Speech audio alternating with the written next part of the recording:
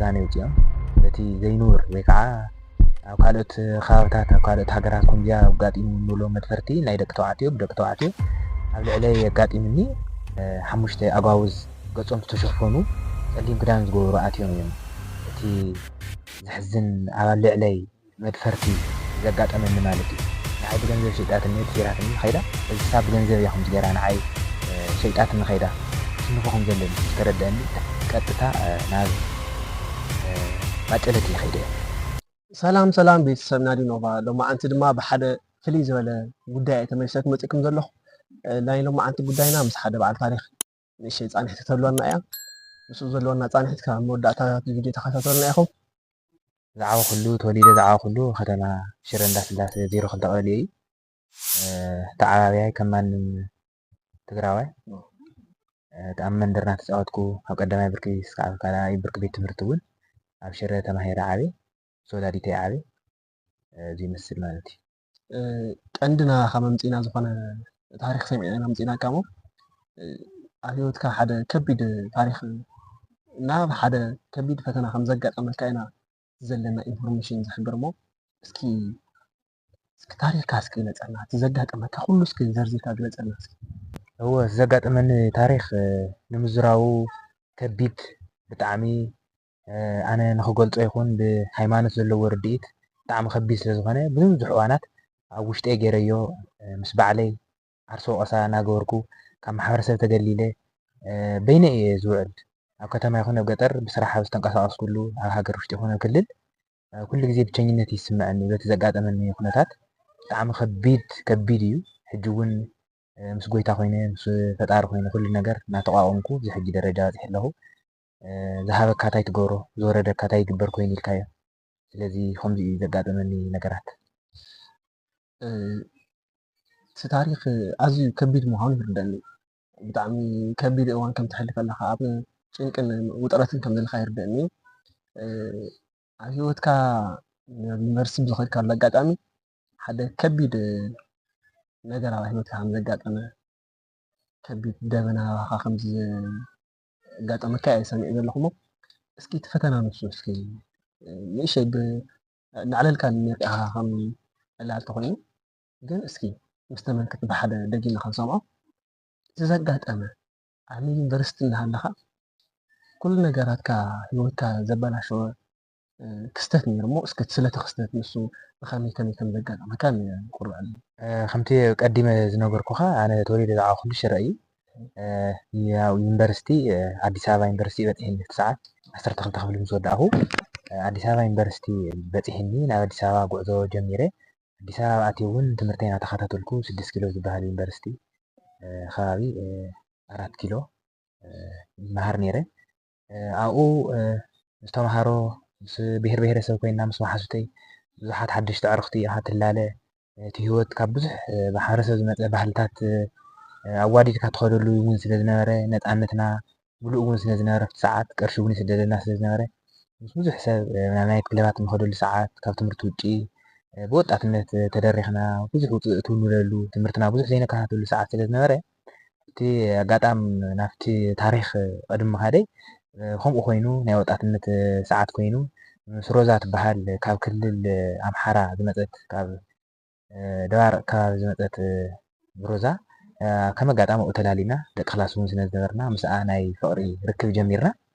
ናይ ፍቅሪ ርክብ ምስ ጀመርና ን8 9 ወርሒ ከባቢ ምስኣ ፅቡቅ ናይ ፍቅሪ ግዜ እናሓለፍና ትምህርትና እናተኸታተልና ንቤተሰበይ እውን ደው ኢለ ፍቅረኛ ከም ዝሓዝኩ ንኣዕርኽተይ ኣሕዋተይ እውን ነግሮም ነይረ ግን ሰብ ምእማን ከቢድ ስለ ዝኾነ ንዓ ኣሚነ ብዙሕ ነገራት ክገብር ከለኹ ብዙሕ ነገራት መስዋዕቲ ክኸፍል ከለኹ ንሳ ድማ ኣነ ዘይተፀበኽዎ ነገራት እያ ገይራ ንሱ እንታይ እዩ ምስኣ ብዙሕ ወፂና ንሓድር ነርና ኢና ወፂና ናይት ክለባት ንኸድ ነርና ኢና ግን ካብቶም ዕለታት ሓደ መዓልቲ ግን ብታሪክ ዝሰምዖ ነገራት ነይሩ ስለዚ እቲ ታሪክ ዝሰምዖ ነበርኩ ነገራት ኣነ ክጥንቀቐሉ ይግበአኒ ነይሩ ኣይተጠንቀቕኩሉን ኣብቲ ሓደጋ ንሱ እውን ኣትየ እቲ ሓደጋ እንታይ እዩ ምስ ሮዛ ናብ ናይት ክለብ ኢና ከይድና ኣብ ናይት ክለብ ምሺና ዓራት ሒዝና ከም ኣመልና ኣብ ዝደቀስናሉ እዋን ንሳ ሽንቲ ቤት በፂሐ መፅእ ኢላትኒ ምስ ከደት ኣይተመለሰትን ስልካ እውን ተዓፅዩ ነይሩ ኣብ ኣጋጣሚ ኣነ ድማ ምስቲ ናይ መስተ ዝነበረ ሙቐት ደቂሰ ከይዓፀኽዎ ክፅበያ እቲ ስለ ዝኾነት እየ ናትፀበኽዎ ከለኹ ድሕሪ ዝተወሰነ ደቂቓ ሓሙሽተ ኣጓውዝ ገጾም ዝተሸፈኑ ጸሊም ክዳን ዝገበሩ ኣትዮም እዮም እቲ ዝሕዝን ኣብ ልዕለይ መድፈርቲ ዘጋጠመኒ ማለት እዩ። እቲ መድፈርቲ ንሱ ሕጂ ብዙሕ ዓመታት ሒዘዮ ስለ ዝጸናሕኩ ብዙሕ ክገልጾ ከለኹ እውን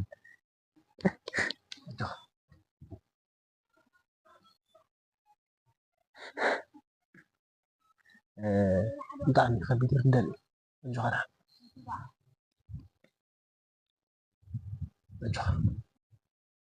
ከቢድ ምዃኑ ይርደአኒ ግን እቶም ሰባት ብኸመይ ክመፁ ኢሎም ግን ንገረኒ እስኪ ስምዒትካ ክትቆፃፀሮ ፈቲንካ እቶም ሰባት ከመይ ናባኻ ክመፁ ኢሎም ሽዑ እቲ ክስተት ክዝከረኒ ከሎ ኣብ ውሽጢ 10 ደቂቓ እዩ ተፈፂሙ ንሳ ምስ ከደት ኣነ ይፅበያ ነይረ ኣብ ዓራት ተገዲመ ክትመፅያ ኢለ ናትፀበኽዋ ቀጥታ ማዕፆ ደፊኦም እዮም ኣትዮም ኣይተቆለፈን እውን ነይሩ ደፊኦም ምስ ኣተው ቀጥታ ቆሊፎሞ ካብኡ ምቅላስ እዮም ጀሚሮም ዝገርመካ ነገር ብጉልበቱም ክመጣጠኖም ኣይከኣልኩን መንነቶም እውን ክፈልጦም ኣይክእልን ዝረድአኒ ኣካል እውን የለን ለይቲ ስለ ዝነበረ ሒዝና ዝነበርና ዓራት ድማ ላዕሊ 4-5 ፎቕ ላዕሊ ስለ ዝኾነ ዋርድያ እውን ክሰምዐኒ ይኽእልን ኣብቲ ከባቢ እውን ብዙሕ ናይ መድፈርትን ናይ መጭወይትን ናይ ወንጀል ዝፍፅመሉ ከባብታት ስለ ዝኾነ እቲ ዓራት ሒዝናሉ ዘለና ከባቢ ውኢልካ እውን ዝረድአካ የለን ስለዚ ሓሙሽቲኦም ተቃሊሶም ምስቲ መስተ ዝነበረኒ በትሪ እውን ነይርዎ ምስ ዋቁዕነ ቀጥታ ኩሉ እቲ ንሶም ዝደልይዎ ነገራት ፈፂሞም ስለዚ ከምዚ እዩ እቲ ታሪክ ንምዝራቡ ብጣዕሚ ከቢድ ስለ ዝኾነ እዩ ስለዚ ንዓይ መድፈርቲ ክገብሩለይ ከለዉ መጀመርያ ወቂዖም እዮም ካብኡ ድማ ጥራሕ ዛነ ውፅኦም በቲ ዘይንውር ወይ ከዓ ኣብ ካልኦት ከባብታት ኣብ ካልኦት ሃገራት ከምዚኣ ኣጋጢሙ እንብሎ መድፈርቲ ናይ ደቂ ተባዕትዮ ኣብ ልዕለይ ኣጋጢምኒ ካብ ሽዑ ጀሚረ ኣነ ምንባረይ ወይ ከዓ ምፍጣረይ ፀላእኹሉ ብስሩ እውን ተመሊሰ ናብ ኣደይ መፅአ ወይ ከዓ ሰብ ምእማን ዘሸገረኒ ብሚድያ እውን ወፂ ከምዚ ኢለ ክዛረብ ድሕሪ ብዙሕ ዓመታት ስለ ዝኾነ እዩ እምበር ወይ ከዓ ካባይ ክመሃሩ ይኽእሉ እዮም ሰባት ኢለ እየ እምበር ብስሩ እውን ብጣዕሚ ከቢድ እዩ በቃ መድፈርቲ ማለት ብጣዕሚ ከቢድ እዩ ምክንያቱ ኣብ ካብ ሰብ ዝመፀካ ተፅዕኖታት ኣሎ ኣብ ጥዕናኻ ትስእኖም ነገራት ኣለዉ ንባዕልኻ ናይ ሞራል ውድቀት የጋጥመካ እዩ ስለዚ ከምዚ እዩ ነይሩ እቲ ኩነታት ብዙሕ ግዜ ከምቲ ዝፈልጦ እስኻ እውን ክንሰምዕ ከለና ኣብ ደቂ ኣንስትዮ እዩ ምህርቲ መድፈርቲ ሕዚ ግን ኣባኻ ንዓኻ ክደፍሩካ ዝኽኣልሉ ዝኾነ ተፈለየ ጉዳይ ክህልዎም ይኽእል ዶ ካብኡ ኣብዚ መድፈርትኻ ሮዛ ምሳኻ ኣትያ ታፍቃሪትካ ተባሃለት ሰብ ምሳኻ ኣትያ ናብ ዓራት ክተውቅዕስ ናበይ ከይዳ ደፍሪእኻ እንታይ ኮይና ጠፊኣት ዘይተመለሰትካ ሽዑ ኣብ ክንዲ ንሳ ትመፅስ ካልኦት ሰባት ዝመፅሉ ምክንያት እንታይ እዩ ነይሩ እንታይ እያ ኮይና ሕጂ እቲ ሽዑ ዝነበረኒ ሮዛ ምጥፋኣ ርድኢት ፀኒሑ እዩ ተረዲእኒ ወይ ከዓ ምስ ዘለኒ ኢንፎርሜሽን ኣብቲ ድሓር ዝመፀኒ ሮዛ ግን ዝጠፍአትሎ ቀንዲ ምክንያት ናይቲ ወንጀል ተሓባባሪት ምዃና እዩ ከመይ እዩ ኣብቲ ዩኒቨርሲቲ ኣብ ዝነበርናሉ ሰዓት ኣብ ኣዲስ ኣበባ ማለት ሌባ ሰራቂ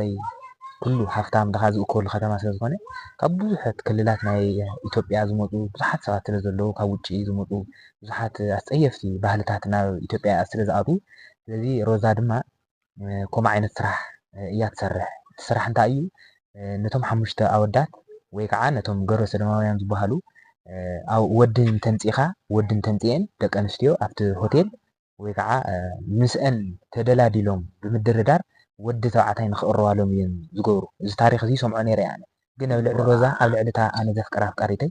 ከምዚ ዓይነት ኣባይ ክትገብር እያ ኢለ ሓሲበ ኣይፈልጥን ምክንያቱ ኣነ ዘጉደልክላ ነገር ምንም ነገር የለን ቅርሺ እኳ ካብ ትግራይ ስለ ዝስደደኒ ነበረ ንዓኣ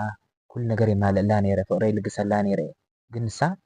ዝበዝሐ ቅርሺ ስለ ዝጠየቕዋ ወይ ከዓ ቅድሚኡ ከምኡ ዓይነት ወንጀል ትሰርሕ ምንባራ እውን ፀኒሑ ተነጊርኒ እዩ ስለዚ ንሳ ኣተሓሒዛትኒ እቲ ነገር ንሱ ንክፍፀም ብዙሕ ቅርሺ ተዋሂብዋ ንሳ ድማ ሂወታ ከም ትቕይር ካባይ እውን ክትፈላለ ዝገበረቶ ምርጫ ናይ ባዕላ ምርጫ እዩ ስለዚ ገንዘብ ዘይቕይሮ ነገር የለን ስለዚ ሳ ብገንዘብ እያ ከምዚ ገይራ ንዓይ ሸይጣት ንኸይዳ እቲ ዝገርመካ ድማ ምሻጣ ጥራሕ ዘይኮነ ብኡ ገይራ ምጥፋእ እዩ ዋላ ሕጂ ኣነ ስለ ዘፍቀራ ክቕበላ ነይረ ምክንያቱ ይፍቅራ እየ የቕረ ምባልካ ኣላ የቕረ ምበልኩላ ንምንታይ የቕረ ዝብለላ ኩሉ ግዜ የቕረ ምባል ንሰባት ፅቡቕ እዩ እስካዕ ክንደይ ኢና ንሰባት የቕረ ንገብረሎም ግን ከቢድ እኳ እንተኾነ ኣነ ናታ ምጥፋእ እዩ ዕሩይ ዘተሓሳስበኒ ካብኡ ድማ ካብቲ ማሕበረሰብ ዝመፅእ ነገራት ኣብ ጥዕና ይኹን ኣብ ሳይኮሎጂክ ርእሰይ ዘሎ ኣተሓሳስባይ ስለተበረዘ ከም ማንም ሰብ ወፂኻ ኣቱ ሰርሕ ስለዘይከኣልኩ እዩ ዘተሓሳስበኒ እምበር ሮዛ ሕጂ እውን በተጋጣም ብሂወት እንተሃልያ ኣብ ዘሎቶ ዓዲ ኣይፈልጥን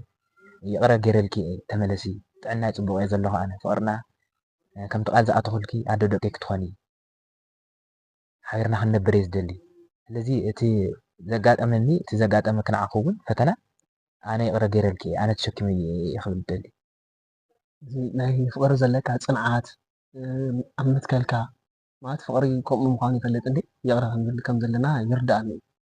ንፈልጦ እምበር ኩላና ከዓ ኣብ ተግባር ኣይነውዕሎን ከምቲ ንፈልጦ ኩልና ናትካ ናይ ዘለካ ፍቕሪ ይቅርታ ዘለካ ቦታ ከይገርመኒ ኣይሓለፈን እዚ ኩሉ በደል ኣብ ልዕሊኻ ፈፂማ እናሃለወት ክንዲ ዝኣክል ይቕረ ባህላይነት ለውሃትን ልግስን ተገሪመሉ እየ ግን እስኪ ናብ ካልእ ሕቶ ይተኣቱ ጉዳይ ጥዕናኻ ሕዚ ከመይ ኣሎ እወ እቲ ዋና ንሱ እዩ ጉዳይ ጥዕናይ እቲ ነገር ንሱ ምስ ኣጋጠመኒ ውነይ ስሒተ እቶም ከምኡ ዝገበሩ ድርጊት ዝፈፀሙ ኣካላት እውን እቲ ገዛ ጋሓቢሎሞ ጦም ዝጠፍኡ ልክዕ ምስ ወግሐ ዋርድያ ናይቲ ገዛ ማሕደርቲ ናይቲ ገዛ መፅኦም እዮም ረዲኦምኒ ጥራሕ ዝባነየ ነይረ ካብኡ ኣልዒሎም ሆስፒታል ወሲዶምኒ ቆቁሩ እዩ ዝዝከረኒ በቃ ስነ ኣእምሮይ ስሒተ እምበር ምስቲ ዝወቕዑኒ በትርታት እውን ሆስፒታል ምስ ከድኩ ኣብ ሆስፒታል ናይ ሓይሊ ተተኺልለይ ድሕሪ ተወሰነ እዋን ውነይ ምስ መለስኩ ኩሉ ነገራት ተነጊርኒ እንታይ ኮንካ ኢሎምኒ ከምዚ እዩ ሰብ ኩዐኒ ከምዚ ክደፍሩኒ ዝከረኒ ካብኡ ግን ኣይፈልጥን ኢለዮም ስለዚ ብሕክምና እውን ተፀኒዑ መድፈርቲ ከም ዝተፈፀመኒ ተነጊርኒ ካብኡ ቀጥታ ወለደይ እውን ከይሰምዑ ኣዕርኽተይ እውን ከይሰምዑ እቶም ናይ ቀረባ እቶም ናይ ዩኒቨርስቲ ኣዕርኽተይ እቶም ኣብኡ ዝተላለኽዎ ሮዛ እውን ብኡ ጌራ ምጥፍኣ ምስ ዝተሓሳሰበኒ ቀጥታ ትምህርቲ ገዲፈዮ ጎደና እየ ጎደና ወፅየ ኣደዳ ሱስን ኣደዳ ሓሽሽን ኮይኑ ፍቅዱ እንዳመስተ ይውዕል ትምህርቲ ኣቋሪፀ ወላዲተይ ክድውል ከላ ይመሃር ከም ዘለኹ እየ ዝነግራ ድራር እለት እኳ ኣይነበረን ስኢለ ጎደና እያ ዝሓድር ዝረኽቡኒ ተጋሩ እተውቲ ትግርኛ ቋንቋ ዝዛረብ ከም ዝሰምዑ ከለዉ ሽጋራ ይገዝኡለይ ክዳን ይውኑ ነይሮም እቲ ሂወት ንሱ ክሽንፎ ከም ዘለኒ ዝተረድአኒ ድሕሪ ተወሰነ እዋናት ካብ ትግራይ ዝመፁ ከየውርዩለይ ናብ ወላዲተይ ከይበፅሕ ዘጋጥመኒ ነገራት ከይውር ሰብ ከይሰምዐኒ ብዝብል ቀጥታ ናብ ማጨለት እየ ከይደ ናብ ማጨለት ወሊሶ ዝበሃል ዓዲ ኦሮምያ ክልል እዩ ትራንስፖርት ለሚነ ከምዚ የድሕን እዩ ከምዚ ናይ ርእሲ ሽግር ዘለዎም ሰባት የድሕን እዩ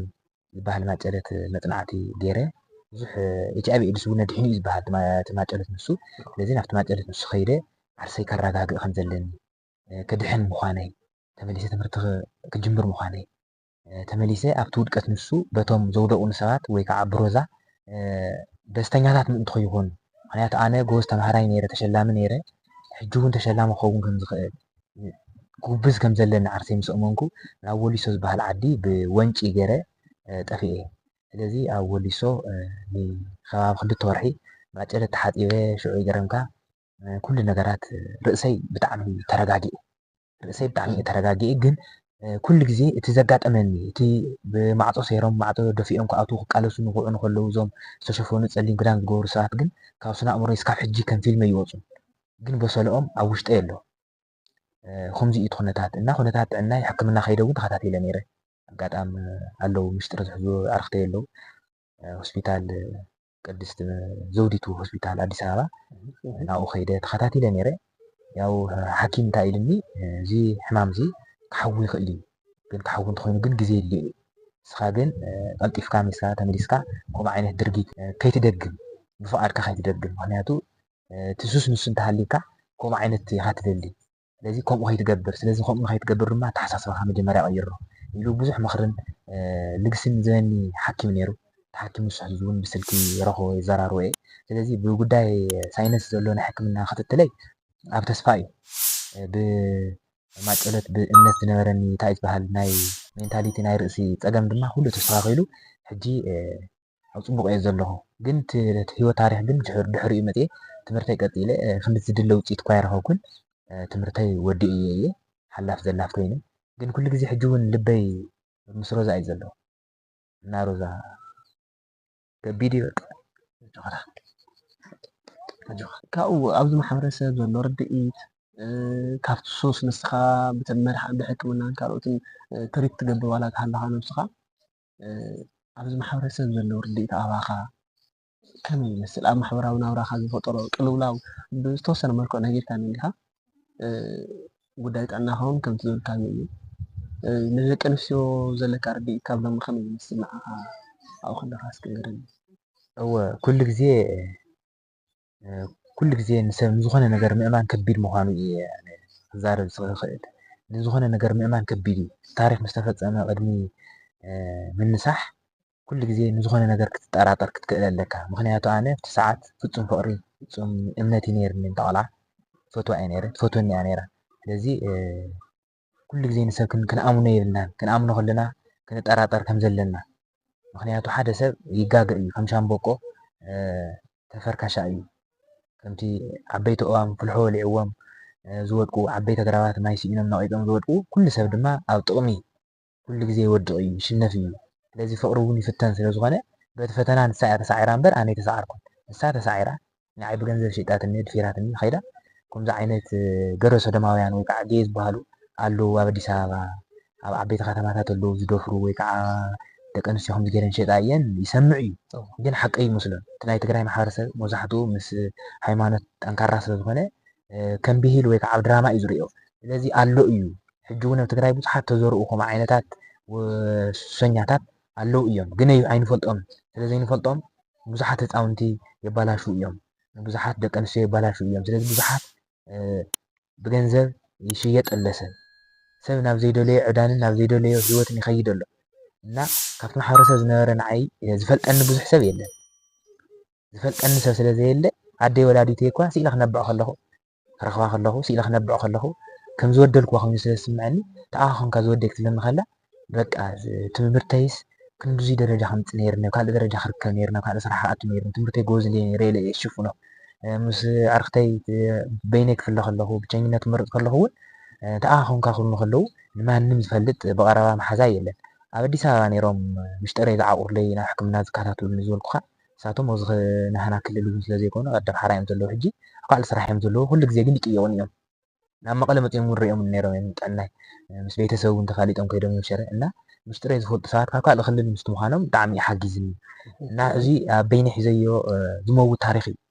ነደይ ይነግራን ሓፍተይ ይነግራን ንማንም ኣይነግርን። ሮዛ ግን ትፈልጥ እያ። ሮዛ ስለ ትፈልጥ እያ ከዓ ይቕረ ክገብረላ እየ ዝብለካ ዘለኹ እና እዚ ታሪክ እዚ ናብ መቃብር ቅድሚ ሒዘዮ ምውራደይ ግን ክገብሮም ዝግበአኒ ጥንቃቄታት ኣይገበርኩን። ኣነ